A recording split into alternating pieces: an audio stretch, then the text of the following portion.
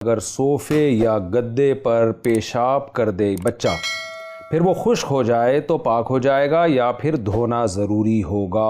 دیکھیں، فرش پر یا کچی جگہ پر اگر پیشاب ہو جائے نا، وہ تو خشک ہونے سے پاک ہو جاتا ہے اگر اس کی بدبو وغیرہ ختم ہو گئی ہے۔ گدے پر یا صوفے پر اگر بچہ پیشاب کرتا ہے تو وہ خشک ہونے سے پاک نہیں ہوتا، اس کو دھونا پڑتا ہے۔ دھونے کا طریقہ یہ ہے کہ گدے کے نیچے کوئی ٹب رکھیں، اوپر سے پانی ڈال دیں، جب پانی اچھی طرح بار بار 3 دفعہ یہ عمل دہرا لیں، نیچے ٹب میں پانی جمع ہو جائے گا، اس کو پھینک دیں اور گدا پاک ہو جائے گا، یعنی پانی آر پار ہو جائے۔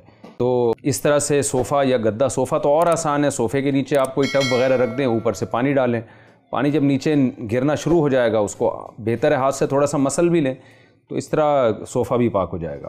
اگر کوئی شخص لیٹا ہوا ہو اور اس وقت اذان ہو جائے تو کیا اس کے لیے اٹھ کر بیٹھ جانا لازم ہے؟ بنت طالب، کراچی سے۔ اذان کا احترام تو اچھی بات ہے، ضروری ہے، لیکن اگر کوئی لیٹا ہوا ہے تو اس کے لیے بیٹھنا ضروری نہیں ہے۔